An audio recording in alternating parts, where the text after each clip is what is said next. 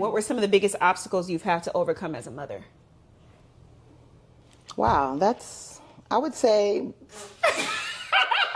some strangers doing this with me. It's so hard. Okay. We're going to have a bloopers portion. No, you know I am. Okay, wait. Can we pray? Yeah, okay. My hands are very clammy. It's time to get serious, ladies. Let's start when you were a kid. Where are you from? Where did you grow up? Explain some highlights of your childhood to me. Well, I'm born and raised in San Francisco. I was born to teenage parents, grew up in the projects, had a very loving family. My biological father wasn't there for me. I only can remember a few times in my life where he was actually in my life where I had memories of being with him. But I had a very strong relationship with my mother and my grandmother. How old was Mom when she got pregnant with you? She was 16 when she had me. 16 when she had you. So what was that like? Did you know you were being raised by a teen mom, or does a kid not know that, like, when they're being raised? No, I really didn't. I just knew I had a very nurturing, loving mother, grandmother, and extended family. I felt I wasn't lacking anything. Had lots of friends. But I remember my mom's friend telling me one time, like, you were our very first baby doll. You were our very first doll, and we loved and adored on you. And I just thought that was kind of cute. Like, oh, I was your baby doll? Yeah. But I guess I truly was, because they were teenagers. They were kids themselves. Yeah. I asked that because I think on the outside, you know, you can hear like, oh, your mom was a teenage mom, because you were a teenage mom too when you had me. And it can kind of be like this, aw, but it's like, as a kid, if there's love there, that's all you remember, you know, is the love. Exactly. So I love that. What would you say made you different as a kid compared to other kids? I had a very vivid imagination. Actually, when I was a kid, I wanted to be an actress, and I would get in the mirror and rehearse scripts that I wrote. And back then we had like tape recorders. So I would have all these tapes of scenes of me acting things out and crying, making myself cry, throwing water on my face, and just had a very vivid imagination where I just wanted to take myself other places. I remember you told me about acting, but you didn't tell me you used to write stories. You used to write scripts. All the time, yep. And we would record them on the tape recorder, and we pull the tape out, and all the, you know, the tape would come out, and we get a pencil and try to roll it back in. But yeah, it was like kind of like a passion I had, you know. It's like, I want to be an actress. I want to see my name in lights. Yeah, that's crazy. For those that don't know, I'm also a screenwriter. I also wanted to be an actress. So that's just amazing. Storytelling is so cool because you get to use your imagination. And I think people underestimate the power of an imagination. When you are really in your imagination, you feel like you can't nobody tell you it's not real. Like it feels real, and you feel the emotion, you feel the joy, you feel the laughter as if you were really in that world. So yeah, and I even had an imaginary friend, and sometimes I laugh about it with my mom, your grandma, now, and it's like I just knew she was real. I would sit there and be talking to her. I think I named her Penelope, and of course she didn't exist, but she did in my eyes. I would sit there and talk to her. We have tea parties, and all the family would laugh, but it was very real to me. What would you say were some challenges for you in your childhood as you grew up into middle school and high school? What were some challenges that you faced? I would say probably self-esteem. As I got older, I was, you know, a chubby little kid, and just looking in the mirror and not being sure of what I liked, what I saw, and just being comfortable within my own skin as I went through adolescence and puberty. And it could be tough. You know, kids could be cruel, and just being comfortable with who I was and going through my adolescence and growing. What were some things you did to cope with the low self-esteem? Did you do anything to like make yourself feel better, or? Well, I started to love to shop. Okay. So once I went from like that preteen to teen stage, I loved shopping, and trying new things, got a Jerry curl in my hair. That was really common in the 80s. And I continued acting. I took acting classes in middle school, and I just tried to embrace the changes in my life, going through puberty, and just try to find things to do for myself. Yeah, and I started a club called the Pink Ladies. I was really in love with the movie Grease. Yeah. And I was Sandy, and then my friends were, the other groups of the other members of the Pink Ladies. And that felt really good, to be bonding with other girls. And we had this group, and we would have fundraisers, and we were trying to save money to get Pink Lady jackets. And I think we raised like almost $60, and that was a lot of money. How'd you raise back in it? the 80s? We sold cupcakes, pink lemonade and pink cupcakes. Wow. On the corner up the street from my grandmother's house. And we had all the money in a shoebox, and we were so proud. People would come by, and we had enough money to get our jackets. We were going to go to Ceremony Mall and get our pink jackets and get the black letters on the back, and that was a really big deal back then in the 80s. And then one boy from our neighborhood, he ended up stealing the money, stole the shoebox, one of my friend's brothers. The great thing about our family, the women in our family, is so strong that they come from humble beginnings, but they were never satisfied with that. Mm-hmm. They never seen that as a place to get comfortable and to stay. They always had the mentality to progress for themselves and for their kids. Mm-hmm. So talk to me about how you observed Ma, your mom, mm-hmm. who got pregnant at 15, had you at 16, mm-hmm. and became a registered nurse. And essentially you guys progressed out of poverty into mm-hmm. different ways of life. Talk about the early stages of that. Do you remember when Ma was in school? Were mm-hmm. you old enough? Yes, I do. She was going to City College, and I remember she would always bring home either watermelon or apple Jolly Ranchers, and she would buy them from the City College bookstore. She'd go in there and buy her books, but sometimes I would go to school with her.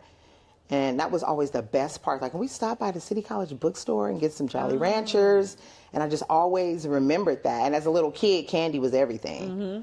And then sometimes I would go and sit in class with her. If there was like a daycare, a child care issue, and I would have to go with her, me and Tammy. And then I remember her studying. I remember her books being so big, I could like stand on them. Mm. They were so big and so thick.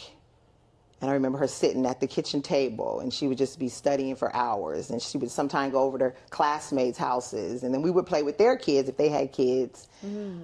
And I just remember the long nights she had. Yeah. Wow. Was she working at that time too, when she was in school? Yeah, I think she was working at Blue Shield back then. Yeah, so she was juggling it all. But then she always made time on the weekends when she wasn't studying.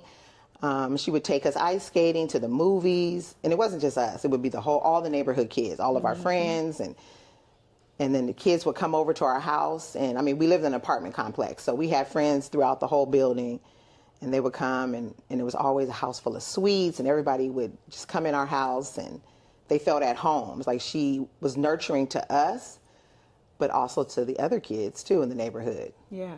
And I remember one Christmas, and we didn't have a lot, but what she did have, I don't know how she made it happen, but she would buy Christmas presents for all of our friends in the building. It's like we had lots of toys and presents, and Christmas was everything. But she was able to get our friends gifts too. Wow. So it's like our mother was like the neighborhood mom. Yeah. She would feed them, she would take them places with us, and it was just like one big happy family. Yeah. Mm-hmm. That's amazing, because you were like that too with my friends, like mm-hmm. everybody, like the neighborhood mom, like yeah. We always would have a ridiculous amount of snacks mm-hmm. in our house. Cookies. Maybe not the healthiest. No, but never healthy. But it was stuff that kids cookies, Hot Pockets, Cheeto, like every cereal, every popsicles. For having every cereal, and we literally allowed to have all the cereal boxes open at once. So then all the cereal boxes. No, for real. We had every snack, every cereal, and it wasn't like you was just rolling in the. I mean, you was getting that on food stamps, or just like you just were very generous. Even though we didn't have a whole bunch, we'll make it stretch. But it was always like this open door for kids in the neighborhood too. I remember a kid, Jermaine, we grew up with him in Lakeview, and he said that he was always at our house and he appreciated it. He was like, I felt like Roger from Sister Sister. Yeah. But it's like, that's what it was. But I remember that just made my childhood like super fun too, having a mom like that. But now it's really cool to hear like that's how Maul was with you. Yeah. I feel like it was just embedded in me from what I experienced as a child. So it was so easy to just transfer that over to my children because that's what I knew. That's what I learned from my mother and my grandmother, is just to be a really giving, nurturing person. Yeah. It just came natural. Where do you think that came from in our family? Gosh, we're a family mostly of women, and I was just always taught just to be strong, but caring and empathetic towards others. Maybe that's why nursing is just like so natural for us, you know, a profession for us to have gone into, because we just always cared about people, you know. I love that.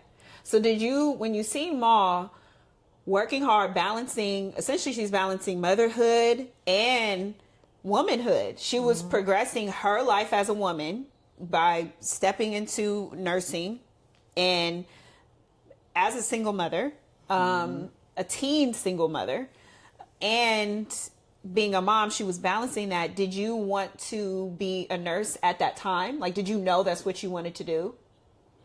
Initially, I wanted to be the actress. That's what I wanted to be. I wanted to be an actress. And then my mom would always talk to me about, you know, being able to take care of yourself.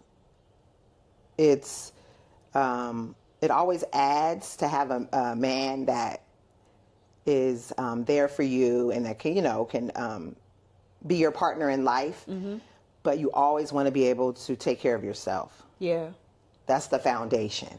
Yeah. And then it's a plus to have a partner there, but you need to always be able to stand on your own 2 feet and take care of yourself. And that came from my grandmother to my mom's mom. B-Ma, my great-grandmother. Yes. She always said that. And she was a nurse's aide, and I think she wanted to become a registered nurse, but it wasn't something that happened for her. But she always instilled in us to always be able to take care of yourself, and then the sky's the limit. Yeah. You know?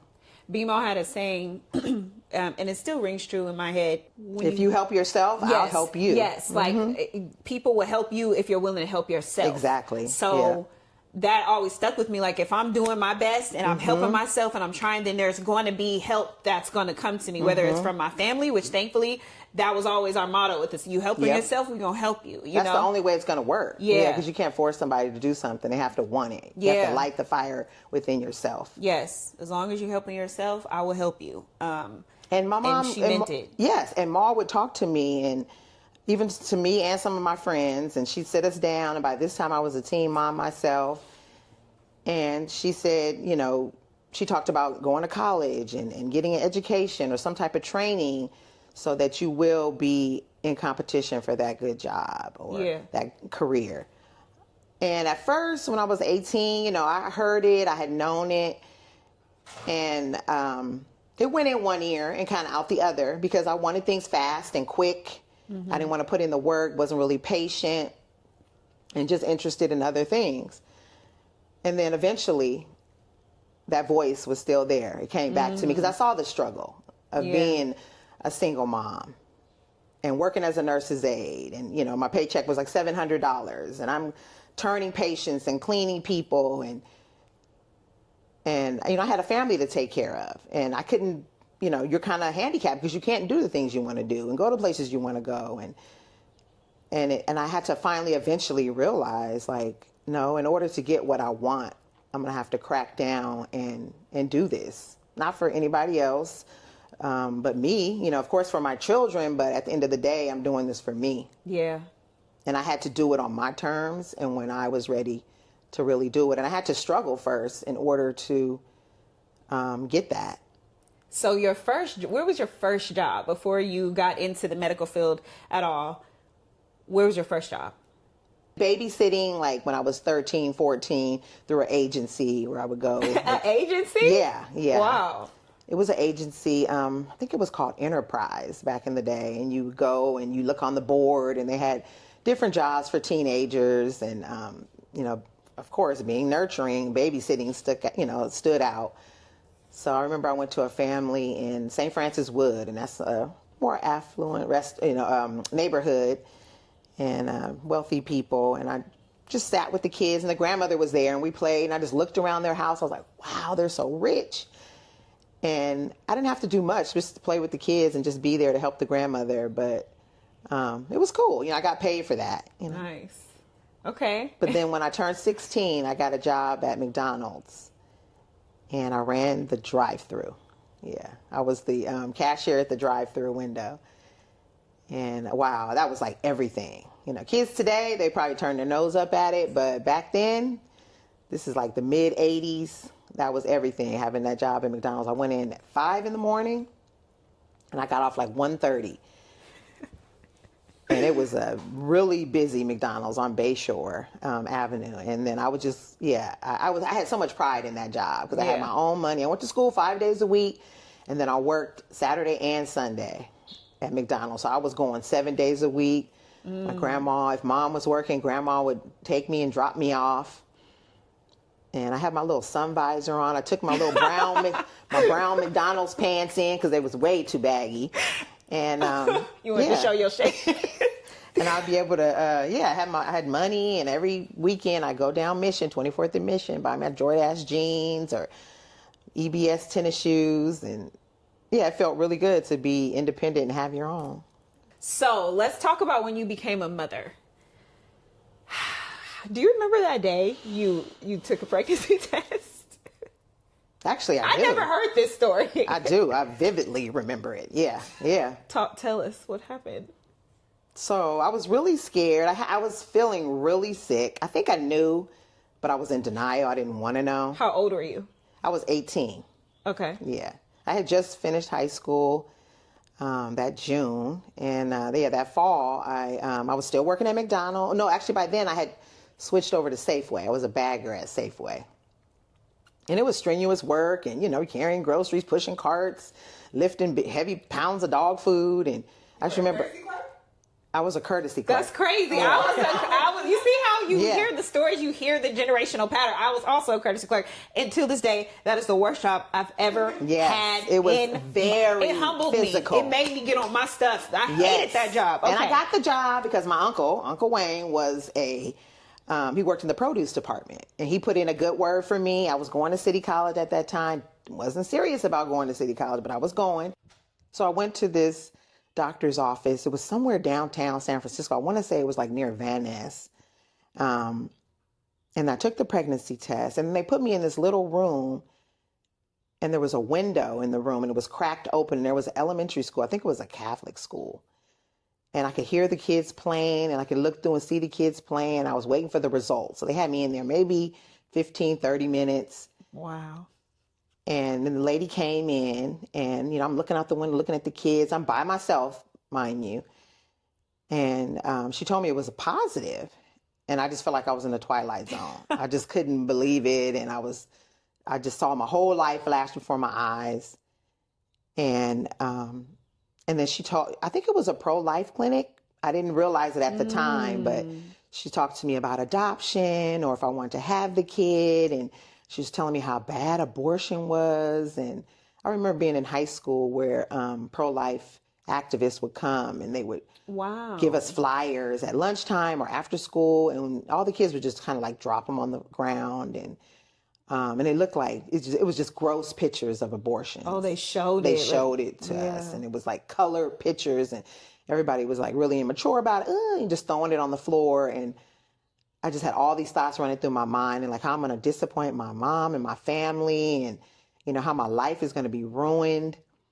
I went home and I made a list, and it was pros and cons of why I should have a baby at 18 with no education and still a baby myself. Did you just decide to do that pros and, because Mom didn't know at this time? Your mom did not know? She did not know. You just thought of this yourself, like, let me make a list, okay? Yeah, and I wanted to do the right thing, and this is so life-changing. I was really afraid. I was so scared. Yeah. And then eventually I did end up telling my mom, and she she told me she was disappointed more than anything, you know, because she saw better for me and she didn't want, you know, me to go through that at that time in my life. And she saw herself, because that's the same situation she was in, except she was 2 years younger than me.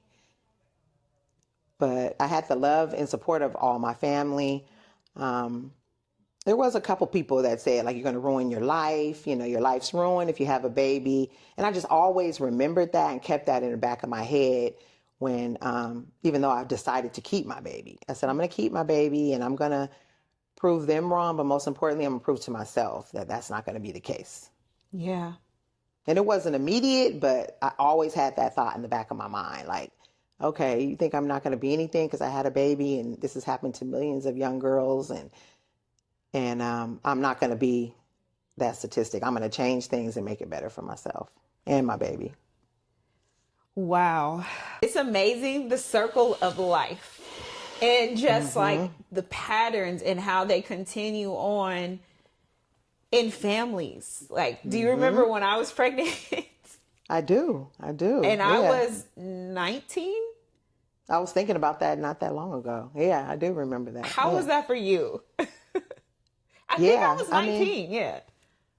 I mean, I feel like it was like a pattern. It's like, what's going on with all the girls in our family? It's like, this is multiple generations now. But I knew that you were a smart young lady. I knew you would be okay, because I knew it was possible, because I did it. My mom did it. Yeah. My grandma did it. Yeah.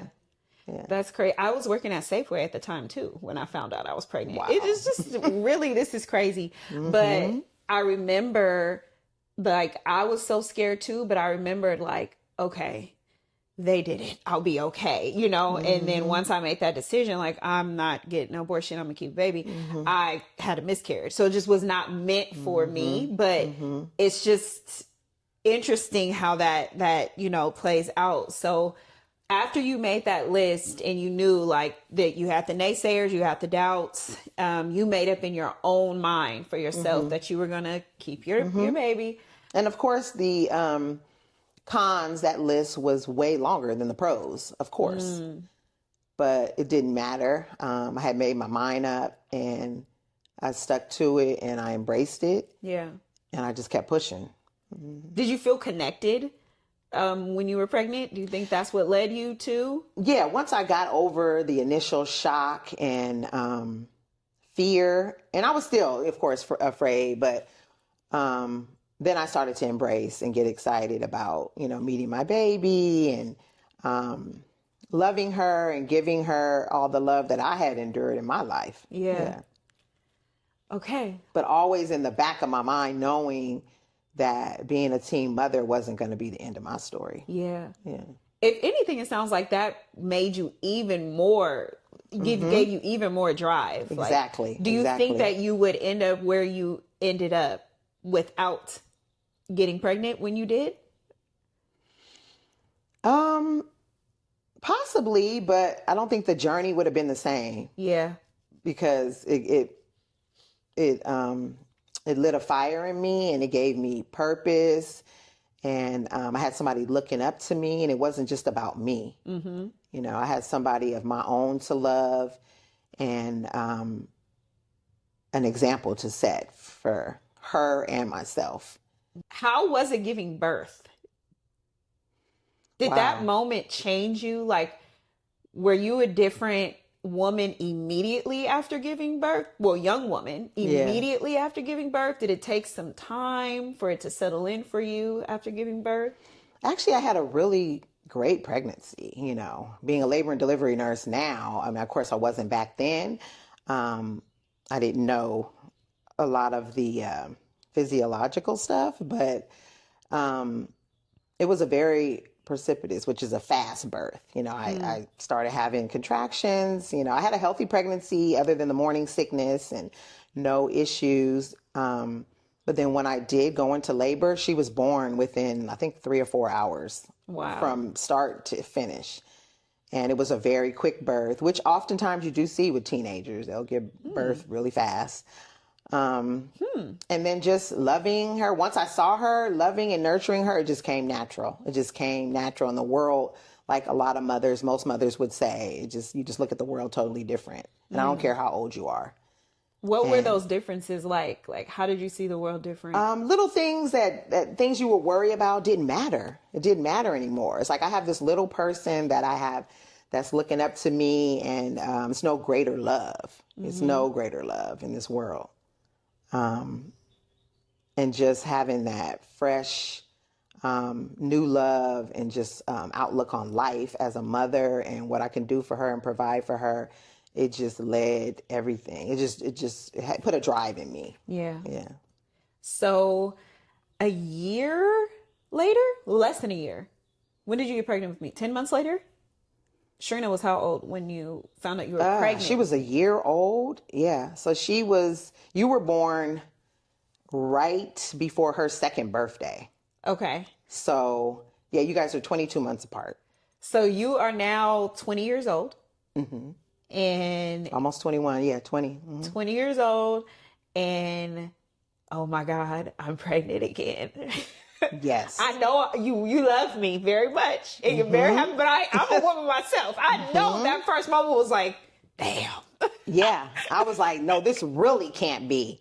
It's like, girl, you haven't learned your lesson? Like, it's like, what are people going to think? What are people going to think of you? You let this happen again? What they said before, and now your life is really over. You really are doomed. And it was hard. I was trying to decide, and it was a very strange time because a lot of people don't go through this, but my mother was pregnant too. Yes. So I have an aunt, Maya. We are exactly 4 weeks apart. We ghetto twins. We are exactly 4 weeks apart. 2 days. Yep. Raised like sisters. So it was giving father of the bride in real life. You and your mama was pregnant, but Ma was only 36.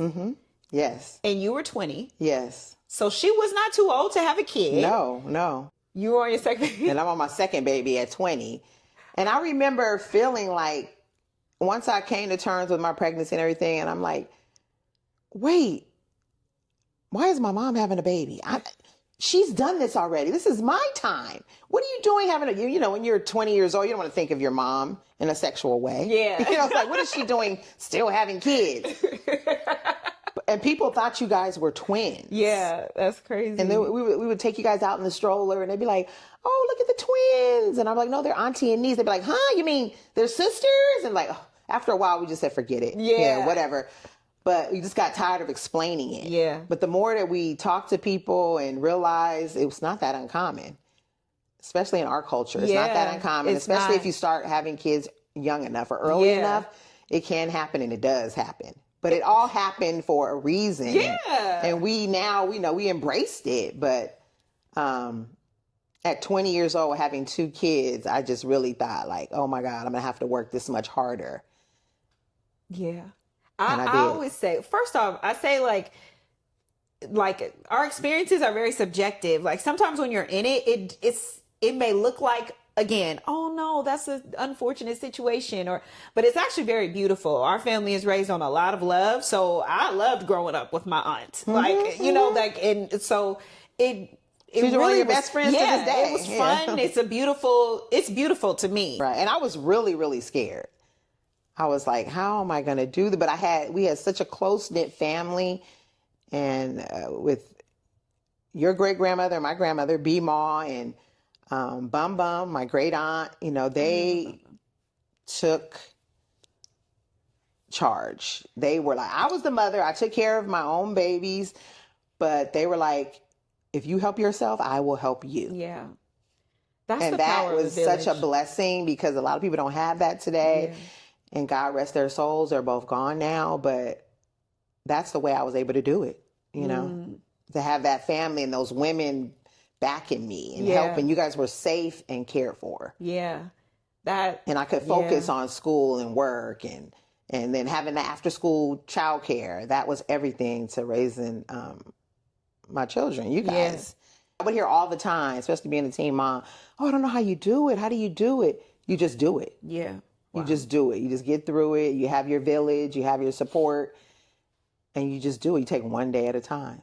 Yep. Yeah. And then Tammy, my sister right next to me in age, we started talking about nursing. And, of course, mom was always in our ear and telling us about the flexibility and, the opportunity in nursing. You can make, good money and you're caring for others and you have flexibility. And there's so many different areas of nursing and just always hearing that and struggling. And by this time I had my own project. So, I thought my own project. Okay. I thought I was moving up in the world. It was across town. Wasn't my wasn't my hood, but it was across town. And I was able to get out of my mom's house and you guys had your own room and I decked it out. It was a project, but I had it all decked out. Yeah, it was mine. Is nice. Yeah. Kept us very separate from things that would lead us down the wrong path or cause us to be kids with serious behavior issues. And, also being mindful because you let some of those kids in too, you know what I mean? Like and showed them love. But unfortunately in those environments, there are some kids who do not have as much guidance and love as they needed. So it led them to have those behavior issues. Right. So you never judged them, but you also set a standard for your kids that's not what we about to do. Right. And just because you don't have money and, opportunity to do things, it doesn't mean that you can't show love and you can't parent your child to help them be a better person. You just might not have the money right now. Yeah. But you can still give love and guidance and be that good parent. Yeah. And this is just our temporary state and situation. Yeah. Wow. I'm grateful. That's remarkable to hear that you had that mentality because do you think that is essentially faith and hope to say my reality, what I can see, I have hope for something greater. I have faith for something greater. Where did that mentality come from? Like I said, from my grandmother and my mother, and when I had you guys, it was like, that was my main focus. That's all I did was, take care of you guys. You guys were my everything. And I wanted to give you guys a better life. And I put myself on the back burner for a very, very, very long time, And to this day, I'm coming out of that. And it feels very liberating and freeing to know that I have good kids and now I can focus on me finally. Yeah. Not the children, not a man, but myself. Yeah. And be okay with that. And you're in nursing school now. You decide I'm going to school to be a nurse. Well, before that, actually, I'll share a memory with you. And I told you this, back to that imagination. Like you said, you used to use your imagination and dream a lot. I remember you used to watch the show faithfully called Birthday. Yes. And it was a reality show for women who were pregnant, and it would document their journey from when they went into labor all the way until they had their baby. Yeah. And I remember watching it would be like 3 days later and they're still like in labor and they actually showed it. Was that like on HBO or something? It was one of the networks and it was on cable TV. Because they showed the labor. And it was a series. And it would show it was a series. A different hospital and like 3 or 4 different women's experience throughout their labor and delivery. That was a cool show. And I remember they really watched it religiously. Watch this one. I've seen that. Yeah, you would replay the same episodes. And I was a nurse's aide at the time. And I would watch it over and over and over. Of some of those moms in their stories in my head. And you would sit and watch it. I think you had like books on different, but like I just remember you sitting and watching and dreaming about this. Yeah. Before you became a registered nurse, a labor and delivery nurse, you were watching labor and delivery. So talk about that, how you started imagining it in your mind first before you actually manifested it. Yes. Well, actually, of course, I was a mother of 4, so I had a big family myself and had really great pregnancies. And of course, I enjoyed motherhood.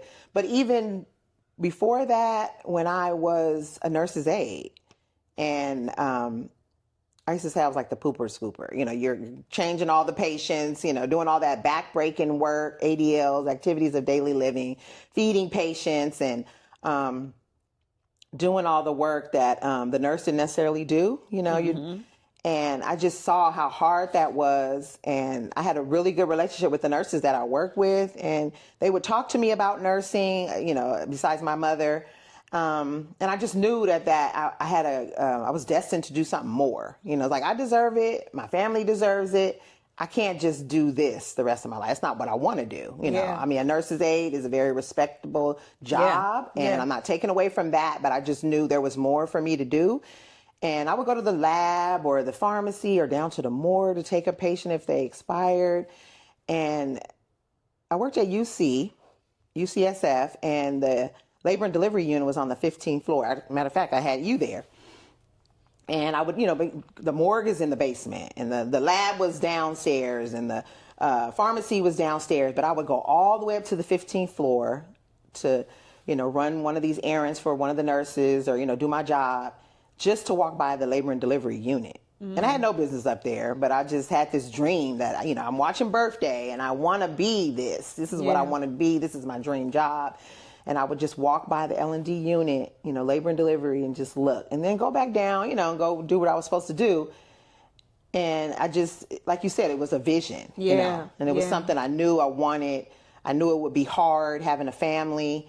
But I just stuck to that. Yeah. And then having my sister, Tammy, she was, starting nursing school. And that made it even that much better, because we could do this together. Yeah. We talked about doing this together. Yeah. Being like Mom and two little girls from the projects. We actually had a conversation where she was like, yeah, let's go to nursing school. Let's, make a better life for our kids. Let's get out of poverty. She said, we can even go somewhere else. And she just threw Atlanta out there. We can get our degrees and go anywhere we want with them and just have a better life for ourselves and our kids. Yeah. And I just remember being so excited, and we would study together. And she was a semester, or actually a year ahead of me in nursing school. So she would, give me the heads up, study this, or here, take my notes, or let's make flashcards, let's study together. This is what to expect from this teacher, that teacher. And just having that, support, and she's my younger sister, but just to have that support, it just made it like, okay, I can do this, because at first I was like, I can't go back to school. I can't discipline myself like this. I can't do this. I already have things that I have to do. That time has passed for me. And then she just encouraged me. She's like, no, it hasn't. We can do this together. Mm-hmm. We can beat the odds. So when I got into nursing school, and my grandmother, that's when she said, if you help yourself, I'll help you. Mm-hmm. And she helped watch your brothers and help watch you guys. And Tammy's friend's mother-in-law had a daycare 2 blocks up from me. So we set that up, and she helped watch your brothers when grandma couldn't do it. And we just made it work. Yeah. And then once I actually got in nursing school, I was scared, and I had to discipline myself and change our whole routines. I had to leave early in the morning for clinicals, and you guys had more responsibility as far as helping with your brothers, but I knew that there would be eventually light at the end of the tunnel. Yeah. And I had my family and my sister doing it with me, and Mom encouraging us, and it just became really exciting. It was challenging. Nursing school is not for the weak. It was a struggle, and I survived it, and it was a beautiful thing. It was a beautiful experience. I vividly remember you being in nursing school. So by this time, you had 2 other kids. You had my 2 younger brothers. Mm-hmm. So you have 4 kids now, and you were essentially raising us by yourself. My dad was not, he was in and out, so. You were raising us with the women in your family, I'll say, our family. And I vividly remember you being in nursing school, because we were teenagers at the time. We had to help with our brothers. We had to take them to school in the morning on the bus. They were in the same route as going to our school.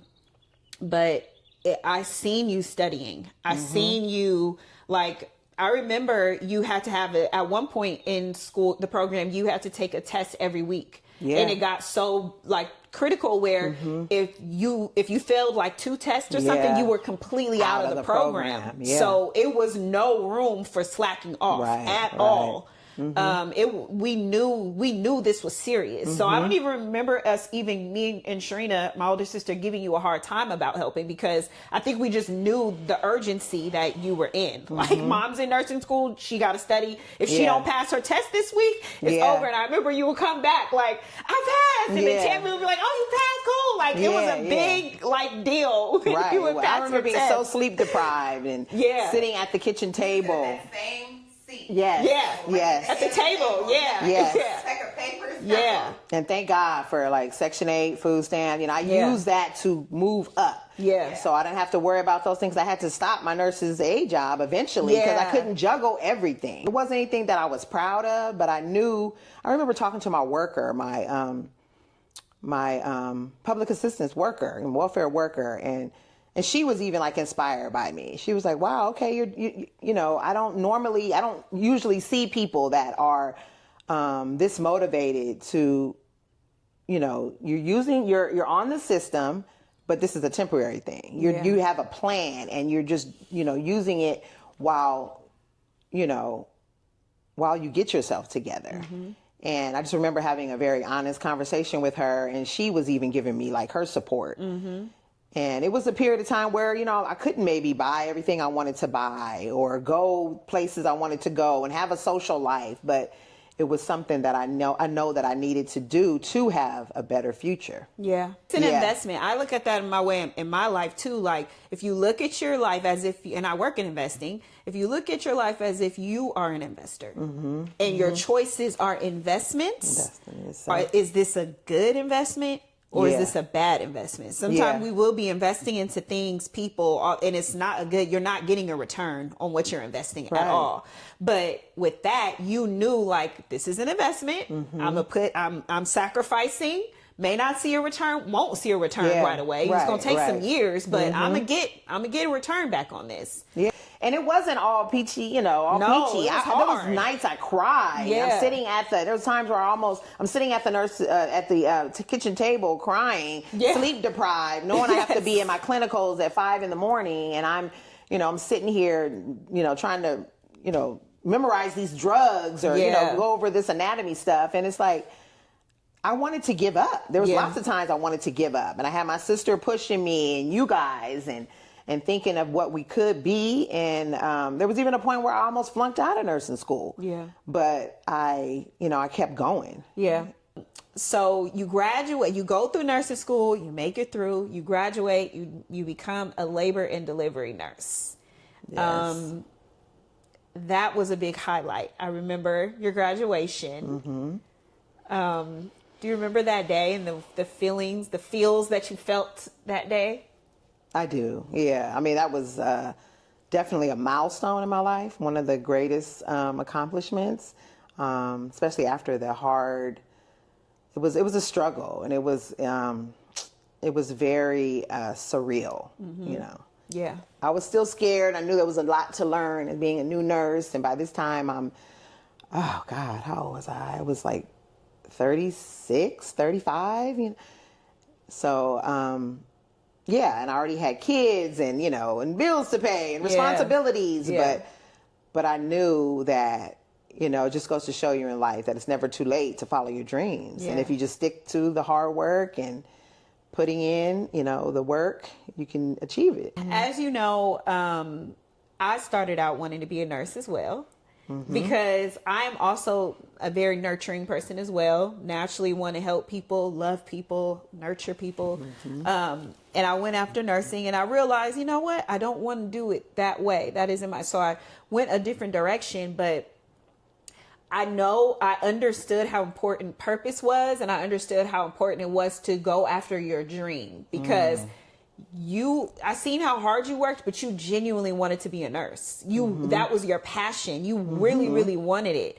So that inspired me. So I just want to let you know that. Oh, thank you. But let's talk about purpose as a labor, because nursing is such a broad profession. Labor and delivery is very, very specific. I have one thing to add too. It's like when I got my, because after graduating from nursing school, that's the one step. But then the next step is passing your boards. Oh, okay. I didn't even know about that. registered nurse, you have to pass your boards, which is a test that you take online, basically showing that you have learned the skills, equipping you to care for others and to have that degree, carry that license. So I prepared for that for almost 3 months. I graduated nursing school in December of 2005, and I didn't take my boards until the very 1st of March. And some people took it like right away or just, maybe a month later. And I was already in the study mode from being in nursing school. So I just practiced. I had books on the NCLEX, the nursing exam to take. I did questions every day online, and I just studied every day. Of course, by now, Tammy, my sister, had her license. So she coached me and told me what to expect. And it's like, you can get maybe 150 questions. You might get 75. The machine's just going to cut off. And I had so much anxiety about that. And I was so nervous. And I just remember just studying. I was like, I don't care. I'm just going to study every day. And then when I took my boards, it cut off at 75 questions. And I didn't know what that meant. You didn't find out right away. You found out I think it was 24 to 48 hours later. You could check online to see if you passed. And I was so nervous. And I remember a couple of days later, Tammy, my sister, your aunt, she called me in the middle of the night. She was working nights at CPMC as a nurse. And she woke me up like 3 o'clock in the morning. And I said, hello, you're a nurse. You're a nurse. And I was like, what? And she's like, you are a nurse. I just checked online and you passed your boards. And I just remember that feeling. And it was just such a warm and just satisfying feeling to know that I did it. And it's and it took a minute for me to really feel like, wait, I'm really the nurse? Wow. But my sister knew before I did, and she was just as proud as I was because we did this together. Yeah, we helped each other. Yeah. That's the power of support in women. You need support when you're on your journey of purpose. You need it because you're going to go through a lot of ups and downs. You're going to go through a lot of self-doubt. You're not always going to believe in yourself. So you need somebody else along the journey with you who's going to believe in you with you. Right. And just talking about it right now and looking back and, thinking of the memories, it's like at the moment I wasn't even, thinking a lot of these things. I was just on auto mode, just doing things, just trying to get by day to day. But I look back and I was like, wow, how did I do that? With an infant and 3 other kids. And, I just finally felt like it was time and I was ready. And that's the only way it was going to work, when I was ready. Yeah. And when I wanted it. You did it, Mom. Thank you. You did it. Oh my God. I'm so grateful I got to witness that because I wouldn't have the success that I've had if I did not see that because I didn't have a false understanding of success. I didn't. I didn't think it was going to be fairy tales. I didn't think it was just going to be simple. I knew okay, if I'm going after my dream, I got to have grit. I got to have a boldness. I got to be able to look people in the face and okay, you doubt me. I don't care. I'm going to do it anyway. You got to have a certain mentality Absolutely. to do it, especially as a Black woman. I just got to say as a woman, period. Yeah. But definitely as a Black woman. Right. Yeah. Because you got more things stacked against you. And I say to this day, anything worth having is you're going to have to work hard for it. You're going to have to. And I'm saying that because I know it because I lived it. Yeah. And that's why I really want to I pray that this inspires other people out there that how important it is to really discover what your passion is. Discover what makes you, what you really, really want to do. Because if you don't love it, you may not make it all the way through. You may not make it through all those obstacles if you really don't love it or feel called to it. Right. Yep. Calling. Yep. It's a calling. Yep. Because even a passion is not enough to get you through it. Right. It has to be a calling. Yep. Why do you think you were called to be a nurse, a labor and delivery nurse? Because that's all you never. Right. You never went to any other type of nursing. You could have, but you stuck with labor and delivery throughout your career. Right. That's something I always wanted to do. I don't know if it's something about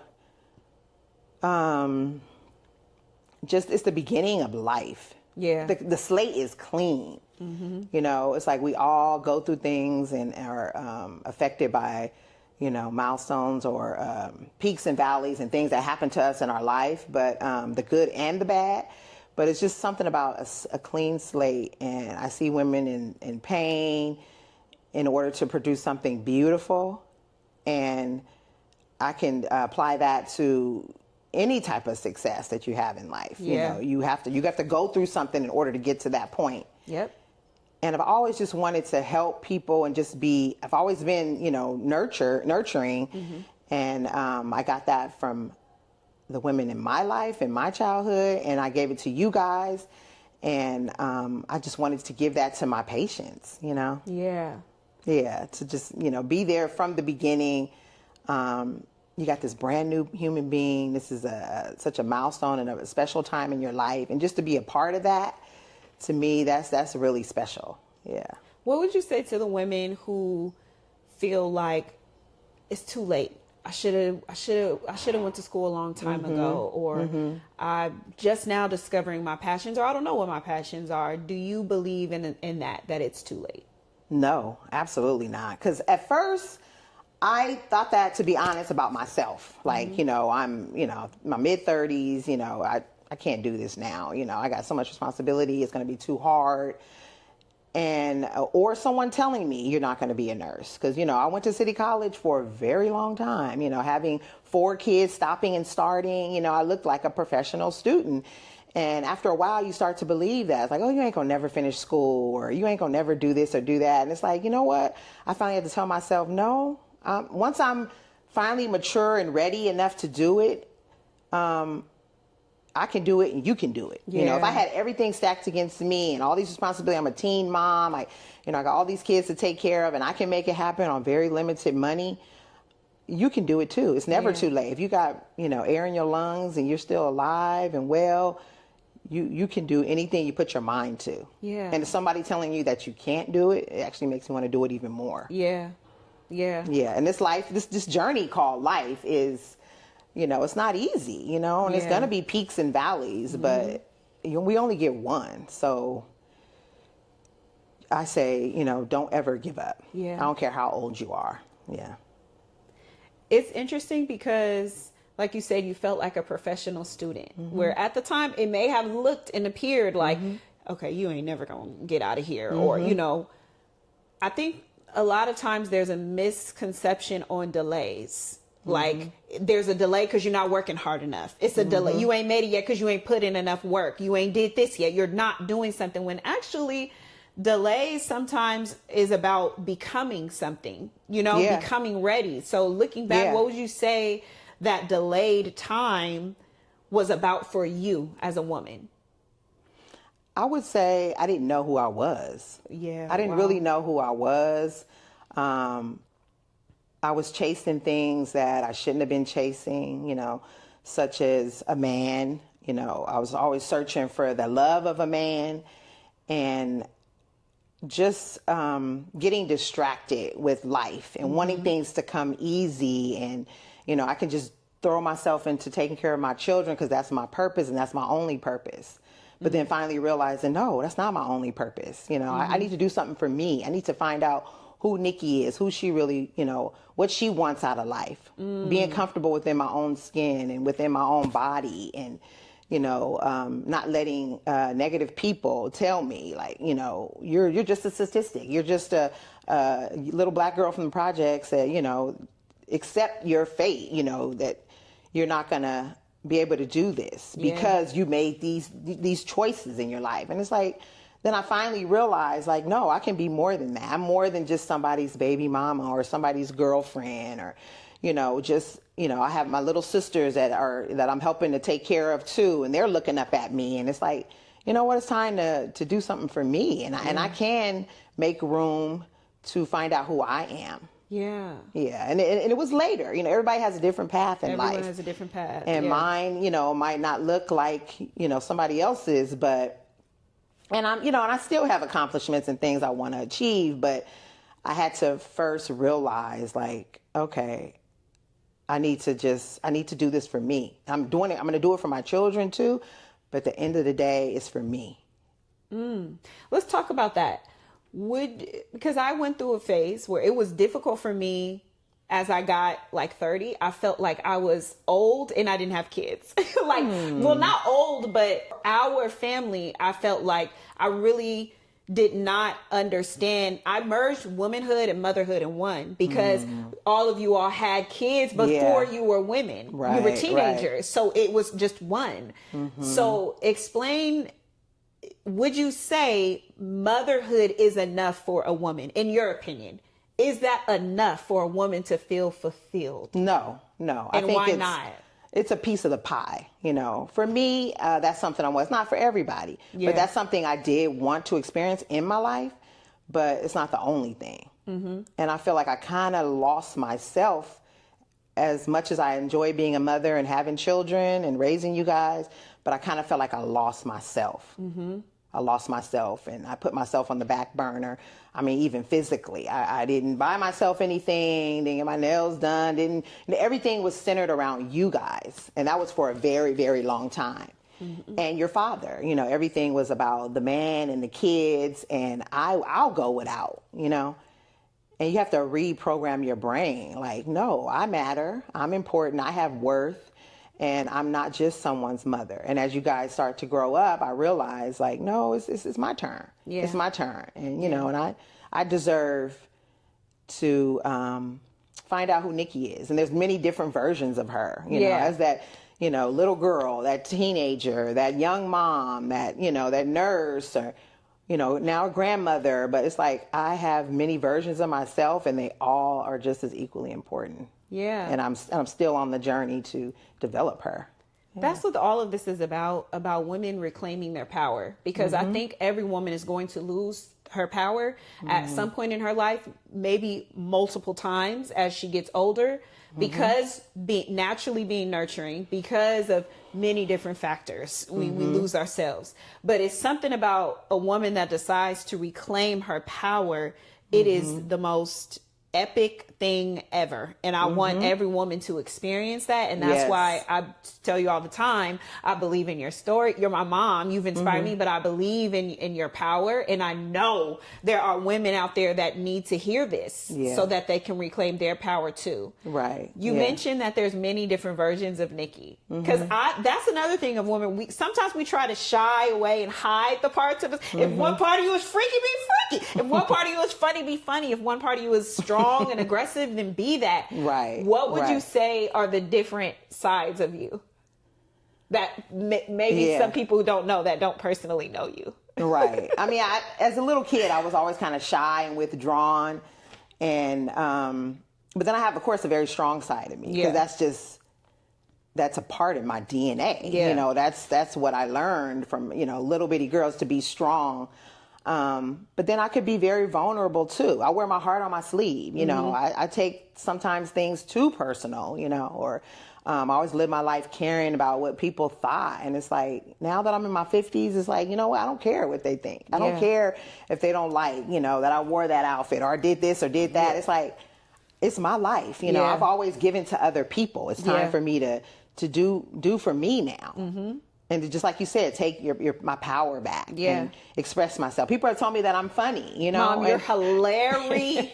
I'm not trying to be. You're so funny, it's crazy. And I've been told that. And it's like, sometimes I laugh at myself. And I feel like laughter is so healing. Yeah. You know, because I've been through heartbreak. I've been through grief, of course, losing my sister that never goes away. But you learn to deal with it. But that's when you stop and you smell the roses, and you know, you want to have fun times. They mean so much more. And the memories, making memories means so much more, because life is so precious. Yeah. You know, and I just want to enjoy life. Yeah. And so, I think I can be very serious.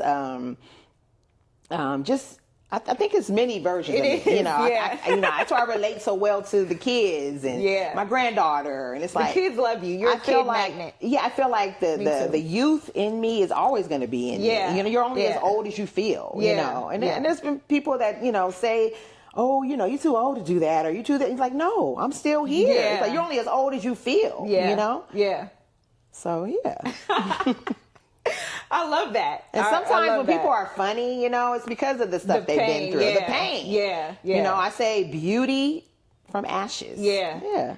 Speaking of the pain, it's safe to say the most painful thing you went through was losing your best friend and sister Tammy, my aunt, to domestic violence. Yes. There are a lot of women out there who also have experienced tragedy as well.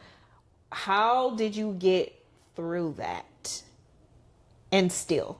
And there was times, especially in the beginning, I didn't even know. I mean, when I found out that she was killed, and, our younger sisters is quite a bit of age difference. They're a lot younger, the other three, but me and Tammy were there. I mean, I'm the oldest, and then she's the next in line. So a lot of the early memories, it was just me and her, you know. And I was jealous when she was born because, hey, now I got to share Mom with you. And your birthdays are a day apart. Right, our birthdays are a day apart, 4 years apart. Yeah. But, and then, of course, she was an annoying little sister and then, would tail on me and tattletale her. But then we grew as we got older to be really close. And we didn't always agree, but we always made up and we were there for each other, spoke every day. We had the same career, ambitions, and hopes as a mother for our children. It was all the same. So when she wasn't there anymore, she was taken. Her life was stolen from us. I physically vomited. It was a room full of people. Everybody was coming over grieving, and I physically vomited. I couldn't even go to the bathroom by myself. Somebody had to take me in the bathroom. I didn't know how I was going to make it. Yeah. But then I look at you guys, look at my children, and look at my mother who's lost her child, our dad who lost his daughter, so I knew that I had to, with the grace of God and God's help, find a way to go on, and I used, I just got a strength. I don't know from where. I never liked public speaking. And I just started talking to people about domestic violence and our experience and what we've been through. And I said, I have to be her voice. Yeah. I want to sometime lay down and die, but no, I can't do that because I got people dependent on me and I deserve to be here for myself too. And she would want me to go on. Yeah. So that gave me strength, is to talk to others about domestic violence and essentially be her voice and keep her memory alive. That's what kept me going. Yeah. To this very day. Yeah. I remember I went to the class with you. So my aunt Tammy was also in the same nursing program as you before. She graduated before you. Yeah. And you were invited to, there's a domestic violence segment in the nursing program for nurses to be aware of that for their patients. The nursing students. Yes, for the nursing students. And every year you would go and you would speak to this class. And I remember every year you would be nervous. You're like, and then you would go and you would kill it. And every student would be captured, and I remember I went with you and I sat in the back of the class and watched you speak to those students. And I just was, first of all, looking at you up there, before we left the house, she was so stressed out and she looked you looked like you were in your element. You were in your element, so confident, so powerful. And when I tell you, not one eye dropped away from you. Everybody's eyes were tuned into everything that you were saying. Some people with tears. And I believe a couple students would even stop you after the classes and talk to you and thank you, for telling that story. So that's purpose too. Purpose is birthed from pain, but that became another layer of purpose outside of nursing. Absolutely. Absolutely. I felt like, it was always hard and made me nervous to talk about her and to tell the story and bring it up. But once I started telling the story, it just gave me a strength. Yeah. I almost felt like she was right there next to me. And of course, she's voiceless, but I'm not. And so I have to carry the weight of both of us. I got to tell her story. I got to get the word out. I couldn't save her, but maybe I can someone else. Yeah. And then once I started to talk, it gave me an inner strength. Yeah. And you're doing that even now. How do you feel now from when we first started? Because you're way more comfortable. I was nervous. Yeah. I was nervous and feeling very vulnerable. But now I feel there's a voice and there's a power in my voice. Yes. Yeah. Yes. And that's what I want, women to remember. Because when you don't speak, isn't it crazy how when you are silenced, whether someone else silences you, life silences you, or you silence yourself, you feel like you don't have anything to say. Yeah. How powerless you feel. Right. And then when you actually start speaking, you remember you do have power. Right. That is the purpose of this, to tell your own story, speak it out loud, and you will see the power, you will feel the power, and others will too. And life is about circumstances. Some things are out of our control. Yeah. And it feels unfair. But when you can, I feel like with my own voice, I'm the one that's in control of that. Yes. Yes. And it's when you can touch other people's lives, you're not only helping them, but you're helping yourself and you're helping your healing. Yeah. And my healing is going to be for the rest of my life. Yeah. You know, it's a journey that I'll be on for the rest of my life. But I can, to ease that, I can still have good times, but just knowing that it's okay to look back. Yeah. You know, I had a person tell me one time, like, oh, isn't that uncomfortable or painful or too sad to talk about your sister? And it's like, no, not talking about her is what's not acceptable. You know, it's not going to be, you know, everything I do in my life. I'm going to still have, you know, many avenues and things that I do with my life, but I will always talk about her and keep her memory alive and address this very huge problem in our society that crosses every social, economic background. It is. Yeah.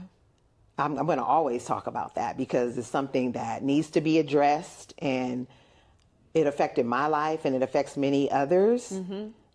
And we Our can't, whole family. Yeah, we can't keep quiet about it anymore because it affects everyone on some level. I mean, maybe not you personally, but I'm sure you know somebody or have heard of somebody who lost their life or survived domestic violence, and we can't sit on it and not talk about it. No. Tammy was not about that life. Like, No. she was a go-getter. Absolutely. Nobody could silence her. No. Nobody. So she was a very assertive person, very driven, smart, funny, educated. No, you know, it's like she is within me in everything that I do. Yes. Yeah. And her daughter as well, Jasmine, you know, her boys. So, you know, it's amazing to see. So I will say, we're close to wrapping it up. 2 questions. One more with the nursing. So labor is I'm in a birthing process myself. And as you know, as I've been talking to you about birthing, the different brands and ministries that God gave me, the Heart Cleanse and the 3-Act Story, that I have been facing so many obstacles to stop me from being able to get this out there and birth the journey. This thing. At first I was like, maybe I'm doing something wrong. And then I began to realize, like, this is part of the birthing process, you know? What would you say? Let's see. Let's take this as an allegory for life. Yeah. When you're wanting to birth something from within as a woman. What helps the birthing process move forward in spite of the pain? Because I'm sure you have women screaming their lungs out, ready to give up. But you can't take the pain away. No. You can't birth the baby for them, nor can the father. Right. I mean, you can give them an epidural or give them pain medication, but they don't always want that. But there are things on the journey that will help you through the journey, that will help the pain and ease the pain, even in real life, you know? So using the birthing process as an allegory, since you see this every day, you know, you're working, what would you say in life that maybe you can use as a mirror effect in real birth? What helps the birthing process move forward? Wow. Knowing the end result, you know, it's like, I know this is going to be hard. You know, this is, everything is not going to be painless in life. Everything's not going to be liked. But the end result, the pot of gold, is you're going to get your baby, you know? You know, you're going to have a healthy baby and you're going to be a healthy mom, or, you know, you brought life into this world, a brand new person. And I could use that for many things in life. Yeah. Like I said, anything, you know, degree you're going after, or a job you're, you know, applying for, you know, a weight loss goal, or whatever your goal is, leaving a bad relationship, you know, which I have a lot of experience with that. You know, it's like, this might be hard, but it's going to be worth it in the end. Yeah. I love that. it's going to be worth it in the end. And I'm going to come out the other side a better person. Yeah. Yeah. I love that. And that's extremely inspiring. I need to hear that right now because I'm in my birthing process. You're helping me birth this right now. So, and I know that other women need to hear that too. Like, it's hard when you're birthing something. Don't even think that it's going to be a cakewalk, because and it's not only just a baby. It's like I said, whatever it is in life. I'll never forget when I ended the relationship with your father. And right before that, and it was something that needed to happen for many, many, many years. You know, it was a very toxic relationship. But I just remember you saying to me, and this is your father you're talking about, and I'm your mother, of course, but you said to me, and you were a young woman in your early 20s, and you were like, Mom, you're blocking your blessings. Yeah. By staying with my dad, you're blocking your blessings. And I looked at you and I knew, you know, I was like, what is she talking about, blocking my blessings? But I knew it was way deeper than that. Yeah. It was way deeper than what you were saying. You had to really look into what you were saying. And it almost made me ashamed that my child was telling me something that I should have known. Wow. And you're telling me something about your own parent. Yeah. And I'm the parent. Yeah. So it's like, this is backward. But that always, to this day, that is one of the most important things that anybody ever said to me. Wow. Because that gave me the courage to finally, because it's so easy just to stay in a situation, you know, and you're getting cheated on all the time, and there's multiple other children, and you're not being treated well, and you're being told you're not going to be anything without that person. And then for my own child to tell me, like, Mom, you're blocking your blessing. And for you to acknowledge that when I basically was refusing to. Wow, Mom. That's deep. Yeah, I'll never forget. And I felt ashamed, but to this day, I'm not ashamed. Yeah, you shouldn't. Because as I taught you, you can teach me too. Yeah. You know, I raised you to have a good, strong mind. And, you know, being a mother doesn't mean you're perfect, you know, and it was about finding my own self-worth. Yeah. You know, and it's not about putting nobody else down, but this is my truth. Yeah. And this is what I went through. Yeah. You know? Yeah. And when you love somebody more than you love yourself, when you love a man more than you love yourself, that is a problem. Yeah. That is a problem. Yeah. And then I had to finally just sit with myself and realize that. It's like, I am the example to my children. You know, my daughters are looking at me, and I don't want them to repeat that. I don't want my sons to treat women badly. Yeah. And I had to really face that. Yeah. And it wasn't an easy process, and change is hard. And when you've been with somebody for off and on 30 years of your life, that's a long time. That's a long time. And sometimes you don't want to start over. Yeah. You know, and then and I had to forgive myself too, because I'm like, you know, everybody told me to leave the situation, but I was so caught up. Nothing, you know, worked until I had to finally realize it for myself. Yeah. You know, if I can count how many times I've been called dumb, or you should have been out of that relationship. You should have did this, should have did that. Why are you putting up with this? Because I didn't know who Nikki was. I didn't love her enough. I didn't know my self-worth. My self-esteem was low. Yeah. And I had to finally, and change is hard. You know, change is really hard. Yeah. But now I forgive myself. Yeah. You know, I don't carry that anymore. And it's like I'm at peace with that. I forgive myself for allowing myself to be treated that way. Yeah. And all men are not like that. No. You know, and it's a journey. Nobody wants to start over, but I had to realize that I have to do better for me, my children, and, you know, I have to be a better person and make my life, you know, more than what it was. And that was a scary journey, you know? I'm proud. I tell you this all the time, and for many different things, but I'm proud of you, because that was a courageous move. And I don't think there's any woman in the world who cannot relate to what you just said, of feeling like, dang, why did I do that? Or, and you know, why did I put up with it? And you can be easy to just blame the other person, but it takes a lot of maturity and accountability and self-awareness to stop and say, why did I? Why did I allow that? What was going on with me? And it's like, oh, I didn't love myself. I didn't know myself. Yeah. Everybody, that's a universal experience. And there's nothing to be ashamed about that. We're going to lose ourselves sometimes. And when we lose ourselves, we don't make sound, we make different choices, you know? But it's all, thank you for telling me that, because I do remember that moment. And that's where I really like, I want women to remember, like, your kids can tell if you're happy or not. Yeah. They can tell if you're happy. And that was what I didn't really realize that what I was going through was affecting you guys. Because you weren't happy. Right. And my dad wasn't happy with himself. Right. So when you just see two people who are not happy, who you love so much, you don't want anything. That's all you want from them. Happiness is important. Peace is important. So I could see you're not happy and you're not at peace, and he's taking that from you. Yeah. That is what I meant by, like, you're a beautiful woman. You're naturally a loving person. So you're not really angry unless something's happening to you that's changing you. So that's what I meant about blocking your blessings. Or right.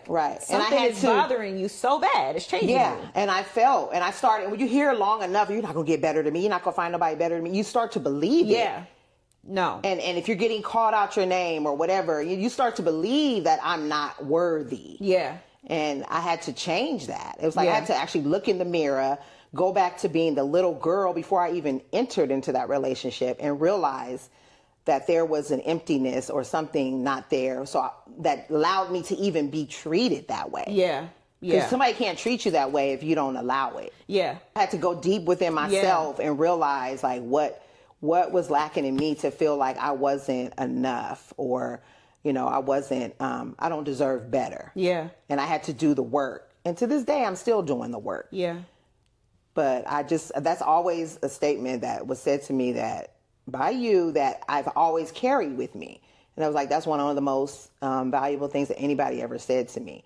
It's like almost like taking me and shaking me and saying, snap out of it. You might have to start over, and it's not going to be easy. It might be lonely, but you know what? I got myself. I'm going to be with myself for the rest of my life. And my mood and my depression, my anxiety, that's going to affect my children, has affected my children, and not just me. And like they say, you can do bad all by yourself, you know? But you did once that, and that's where, like, it was clear. Once you cut that off, you only progressed. You only leveled up. You only got glowed up, even, you know? Like, it's very clear. And women, we know this. It's very clear when something is weighing you down. And for a while, you think it's you. You know? And until you start just cutting off things that drain you, and you blossom. I've never seen a woman leave something that was, leave a person, a job, or anything that was draining her and was not respecting her and honoring her, and she did bad. Ever. She always glow up. Exactly. Always. Exactly. And it's not always easy. It ain't easy, though. It ain't easy. But if you take the courage to do it. And it's like, and you let it go. I don't hate him. I don't hate men. I that's not me. That's not me. And I am still a good person, even though all the stuff that I went through. And I'm going to continue to be a good person. I'm not going to let anybody change my core being. You know, and I can let it go, and I can be at peace now in my 50s and look back. And some people would say, oh, those are the best years of your life. They're gone, you know. But it's like, no, I'm still alive. I'm still living. I still have things to do and lives to impact. You know, I'm okay. Oh, I love that. I still have things to do and lives to impact. That's so good. We're at part 2, the final question of today's interview. And it's about living life after 50 and birthing more purpose. So, how old are you now? I'll be 55 in September. I'm 54. Okay, so what does living your life to the fullest look like now after 50? Wow. For women out there who may be approaching 50 or they're after 50 and it's still more life to live, what does that look like for you now? Living life to the fullest, not just living to the fullest. It's a beautiful thing. You know, I used to think that, you know, being in your 50s or being 50 was old. And actually, I know who I am. I know what I want. I know what I've been through. And it shaped me into the woman that I am today. And I feel like I'm coming into my own. Like through all of my trials and tribulations, I'm free. You know, I can just focus on myself. I can do what I want. And that's been a process. And I'm not used to that. And it feels good. sorry. What are some ways you explore your womanhood right now? So fashion, healing, fun, relaxation. What does that look like now compared to maybe in your earlier years of life? Everything that you just said, like, you know, I can, you know, shop for myself now. I can just order, you know, a meal just for me. And it's very freeing. I can, you know, up and just go. I don't have to worry about childcare issues or picking anybody up or having anybody attached to me. Like, I can do what I want and I don't have to apologize for it. I don't have to care what people think. And I feel like I'm truly, like I said, coming into my own, and I know who I am. And it's like a butterfly, you know, coming out of a cocoon, like rebirthing myself as, and I feel like I'm growing old gracefully. Yeah. You know, I used to look at it like, you know, oh my God, you're getting older and, you know, you're a middle-aged person. But to me, I feel like all your experiences, everything you've been through is all wrapped up now into a little bow, you know? And it's like with the career and the motherhood, and I love to travel and just having the freedom to just live my life how I want to live it. And I don't have to answer to anyone. Any final thoughts? I said this earlier, and I'll say it again. I just feel like I've had a lot of good experiences in my life, and some bad, some tragedies, some sad things, happy times, achievements.